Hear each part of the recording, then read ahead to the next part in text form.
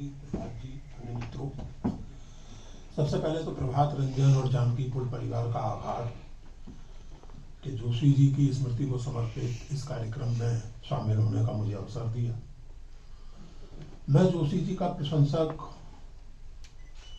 साप्ताहिक हिंदुस्तान के दिनों से हूँ, जब वो संपादक थे और साप्ताहिक हिंदुस्तान में उन दिनों कुछ ऐसी चीज़ें छपती थीं जो हम ग्वालियर में थे और क्या 15-17 साल की उम्र रही होगी, जो बहुत गहरे में प्रभावित करती थी। जानकारी पूर्ण लेख होते थे और ये परंपरा जोशी जी के पहले से वहाँ चली आ रही थी साप्ताहिक हिंदुस्तान में, जिसको जोशी जी ने जारी रखा।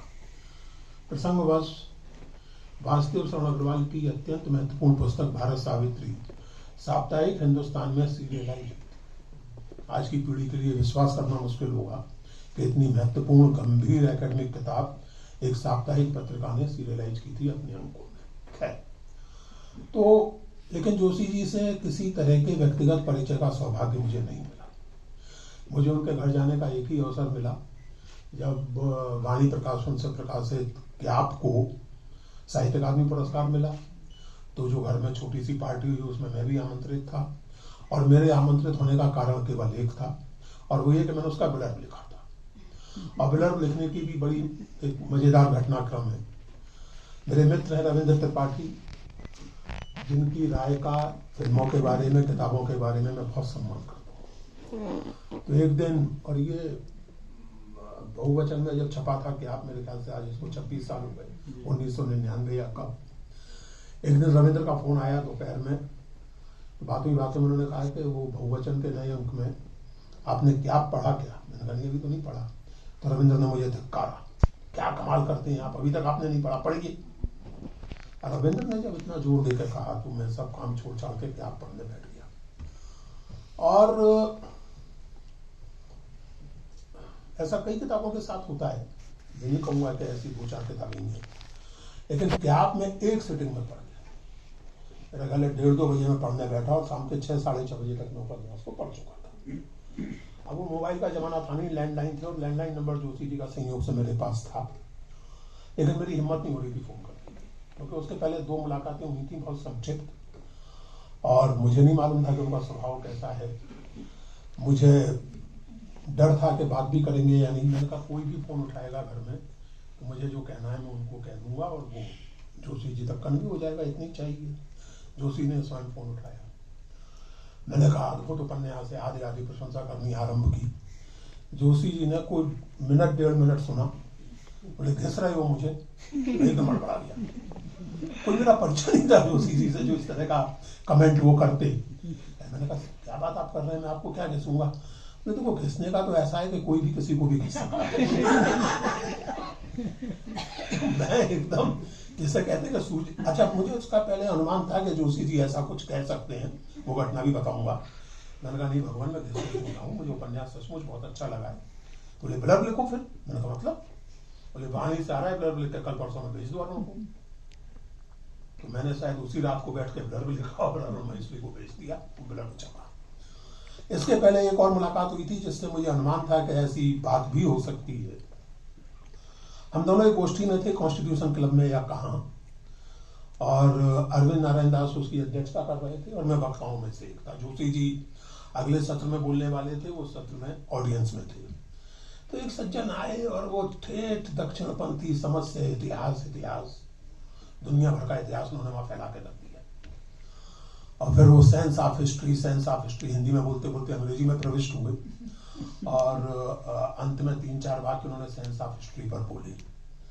तो जब मैंने उनके तुरंत बाद मुझे बोलने को कहा गया तो मैंने शुरू इसी से किया कि जो कुछ आपने अभी तक सुना वो सेंस ऑफ हिस्ट्री नहीं था, वो नॉन सेंस ऑफ हिस्ट्री। तो जाहिर है कि ताली वाली बजी। बाद में चाय पीते समय जोशी जी मुझसे बोले बहुत दुष्ट हो तुम।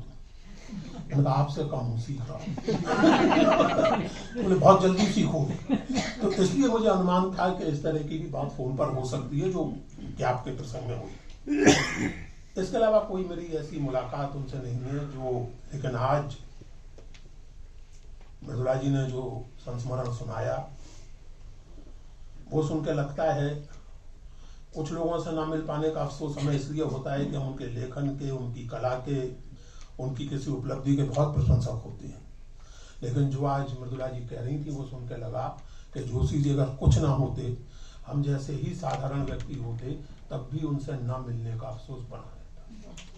ये जो संवेदनशीलता है, हम जानते हैं मृदुला जी किस वेदना से उस समय गुजर रही थी, उसके प्रति ये संवेदनशीलता। और मैं अभी मृदुला जी से कह रहा था कि आज मुझे समझ में आया कि आपकी कहानी नेति नेति में वो सैय्याशाही बुद्ध की प्रतिमा कैसे प्रकट होती है और इतना क्रूशल रोल उस कहानी में वो कैसे प्ले करती है।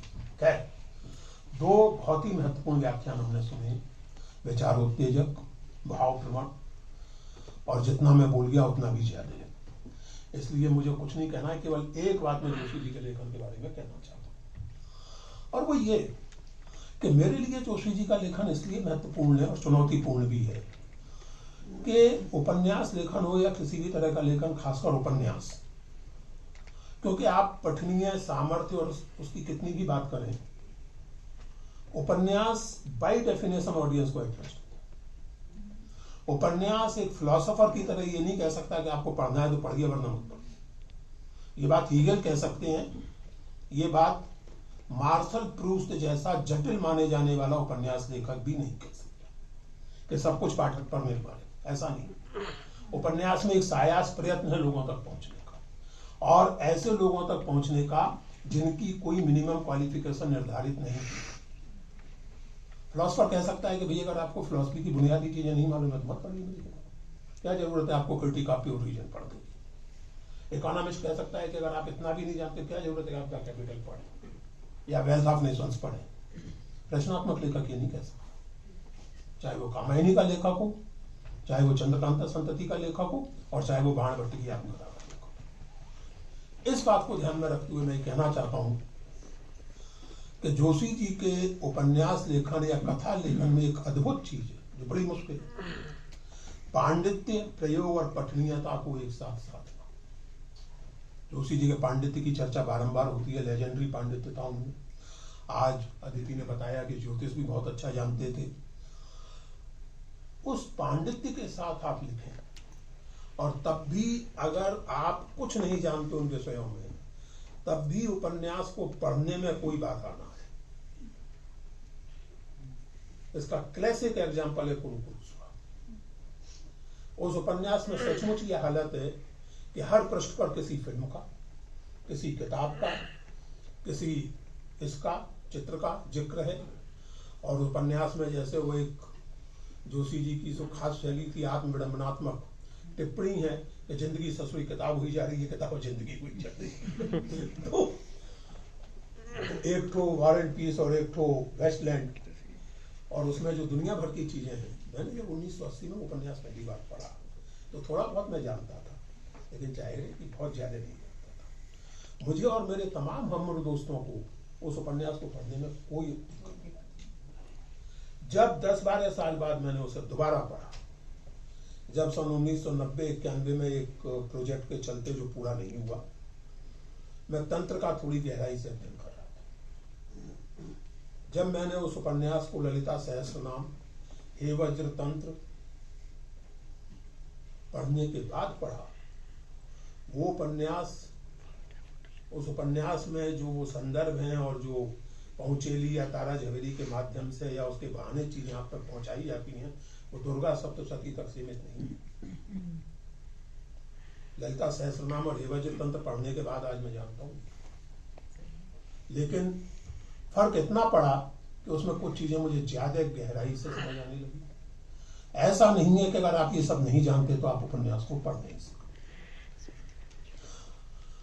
जोशी जी वाक्यों के प्रयोग में, पैराग्राफ के गठन में कदम कदम पर प्रयोग करते हैं, लेकिन वो प्रयोग ऐसे नहीं है कि आपको अपने सर के बाल नोचने की इच्छा होगी। मैं उदाहरण के तौर पर आपके सामने कसब का ही एक वो पढ़ना चाहूंगा, और इससे एक बात और निकलती है जिसको मैं रेखांकित करूंगा। नायक नायिका के प्रथम साक्षात्कार का वर्णन करना है और किंचित संकोच में पड़ गया। भदेश सुधी समीक्षकों को बहुत विरक्ति है, मुझे भी है थोड़ी। यद्यपि मैं ऐसा भी देखता हूं कि भदेश से परहेज हमें भीरू बनाता है और अंततः हम जीवन के सर्वाधिक भदेश तथ्य मृत्यु से आंखें चुराना चाहते। यानी बात शुरू हो रही है अपना जैसे मजाक या पाठक का भी मजाक उड़ाते हुए कि नायक नायिका पहली बार टट्टी में मिल रहे हैं, जो टेम्परेरी बांस की टट्टी बना दी गई है उसमें मिल रहे हैं। तो क्या विचित्र स्थिति है। नायक नायिका तो भाई आजकल के नायक नायिका और कुछ नहीं तो किसी मॉल के रेस्तरां में मिलेंगे। हमारे जमाने के नायक नायिका नेहरू पार्क में मिला करते थे, लेकिन अब हालत ये है कि वो पाखाने में मिल रहे। अजीब ऐसी स्थिति है। ये बात कहते कहते लेखक आपको एक झटका देता है कि इसीलिए जीवन के सर्वाधिक भदेश तथ्य यानी अनिवार्य अंत, इससे आप मुंह छुड़ाते हैं। जो भी चर्चा चल रही थी हरकुलिस की हैरानी की, उस उपन्यास के प्रति जो विरक्ति या अश्लीलता और विवत्स की बातें हैं, वो सही अर्थों में पाठ की अक्षमता का, जहां आप भदेश से आंखें मिलाने से कतराते हैं। और इस लिहाज से हम कुरुकुरु स्वाद की बात होती है। एक बार मथुरा जी ने मुझसे पूछा था कि तुम्हें कपीस से भी बेहतर लगता है कुरुकुरु स्वाद, तो मैंने जोर दे के कहा था कि हाँ लगता है, और आज भी हुआ। कारण उसका यह है कि अभी रामेश्वर जी ने उसमें कामायनी से उसकी तुलना की और विभिन्न प्रकार के विघटनों की बात की। सच कहे तो कुरुकुरु स्वाद किसी विघटन का सूचक नहीं है। एक तरह से कुरुकुरु हम सबके मन का सूचक है। हम सबके मन में, मैं आज 70 वर्ष का हूं, मैं क्लियरली आइडेंटिफाई कर सकता हूं एक ऐसी स्थिति से जिसमें अभी भी मेरे मन में 7 साल का एक बच्चा है, एक परसोत्तम है जिसे संकट के क्षणों में जी की जाए। अभी भी मेरे मन में एक व्यवहारिक पुरुषोत्तम अग्रवाल है जो इस बात पर ध्यान रखती है कि फेसबुक पर उनके खिलाफ किसने क्या लिख दिया। और अभी भी मेरे मन में एक पुरुषोत्तम अग्रवाल हैं जो ये कल्पना कर रहे हैं कि मेरी महाभारत की किताब और कुछ नहीं तो सुखतंकर की किताब की तरह तो मशहूर हो ही जाए। और उपन्यास भी एक नाखुश लिखा है, मृदुला जी को पसंद आया, कुछ और लोगों को पसंद आया, तो एक तो वारंट पीस भी हो जाए। उस उपन्यास के तिमंजले नायक की ये स्थिति हर संवेदनशील मनुष्य की स्थिति। आप कभी अपनी चाइल्डहुड मेमोरीज से मुक्त नहीं होते, नेवर। बल्कि वो जैसे जैसे आपकी उम्र ढलती जाती है वो और अधिक इंटेंस होती जाती है, कभी नहीं मुक्त होते आप उससे। इसी तरह अगर आपको इस संसार में जीना है तो व्यवहारिकता आपके जीवन का अनिवार्य पक्ष है। लेकिन अगर आपको जीवन को सार्थक ढंग से जीना है तो कुंवर जी की पंक्ति याद आती है, जीवन से बड़ा एक सपना। जीवन से बड़े एक सपने के बिना आप एक सार्थक मानव जीवन नहीं जी सकते। कुरुकुरु स्वाहा उस सार्थक मानव जीवन की विडंबनाओं का उपन्यास है, और इसी बहाने वो जीवन के अर्थ की खोज का भी उपन्यास है, जिसका अर्थ अंततः ये निकलता है कि या देवी सर्वभूतेषु भ्रांति रूपेण संस्थिता। कंफ्यूजन। या देवी सर्वभूतेषु भ्रांति रूपेण संस्थिता। एक जिज्ञासा मेरे मन में है जिसका समाधान प्रभात रंजन जैसे उनको निकट से जानने वाले या रिसर्चर कर सकते हैं। ये जो प्रभु तुम कैसे किस्सा हो, ये कसब के कुरुकुरु स्वाद के पहले लिखी गई कहानी है, बाद में लिखी? बाद में लिखी गई है। तब भी मेरा दावा है जब आप उनकी ग्रंथावली या जीवनी प्रॉपर्ली तैयार करेंगे, खोजेंगे, तो मेरा ये दावा है बिना कुछ जाने कि ये निश्चित रूप से कुरुकुरु स्वाहा के नोट्स में है, जिन नोट्स के आधार पर उन्होंने प्रभु तुम कैसे किस्सा उसका आखिरी पैराग्राफ में पढ़ना चाहता हूं। मेहरबान बुजुर्गों ने कहा है कि अगर अखाद्य विशेष खाना ही हो तो हाथी का।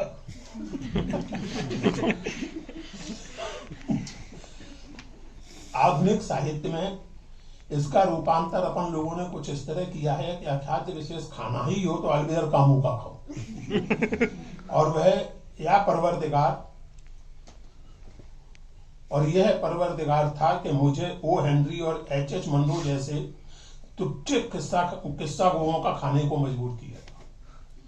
यह सही है कि थोड़ा सांस और आत्मसम्मान लौटने पर मैंने संभावना को जांचा परखा कि कहानी अब यूं लिखी जाए कि एक लेखक ने गढ़े हुए किस्से से पतुरिया के मानस को चूर चूर किया, कैसे उस गढ़े हुए किस्से से उपजे एक अन्य गढ़े हुए किस्से ने उसके मानस को चूर चूर किया, गोया सभी अपने ढंग से ठगे गए। ये खत्म, मतलब ये उस कहानी का अंत है जिसमें वो एक लेखक महोदय जो है सेठ बन के एक लड़की को प्रभावित करने के चक्कर में या उससे अनुभव प्राप्त करने के, वो प्रोस्टिट्यूट है, उसके अनुभव प्राप्त करने के चक्कर में उस लड़की का जो पिछला प्रेमी है वो इस नकली सेठ को नकली गुंडा बन के मारता है, और जब पर्याप्त पीट लेता है तो कहता है कि मेरे हाथ में जो चाकू है वो असल में प्लास्टिक का है, लेकिन फिर भी ये बेचारा पिट चुका होता है तब तक। तो कैसे उस गढ़े हुए किस्से के उपजे एक अन्य गढ़े किस्से ने उसके मानस को चूर चूर किया। गोया सभी अपने ढंग से ठगे गए, लेकिन उस हाल में संरचना जरूरत से ज्यादा सलीकेदार होती और नियत जरूरत से ज्यादा पारदर्शी। अपन आधुनिकों को उस सत्य की सफाई से, उस हाथ की सफाई से उबकाई जाती। मेरी ये फीलिंग है कि ये प्रभु तुम कैसे किस्सा, वो एक तो इस कहानी को पढ़ते मुझे लगा कि जोशी जी को संबोधित करने का, अगर मैंने कभी जोशी जी पर कोई लेख लिखा तो उसका शीर्षक यही हुआ, हे प्रभु तुम कैसे किस्सा। और मेरा ये अनुमान है कि ये कहानी एक तरह से कुरु सुहा का बेसिक था। जैसा मैंने आप लोगों से कहा कि मैं यहाँ मुख्य रूप से मथुरा जी को, रामेश्वर जी को सुनने आया था, और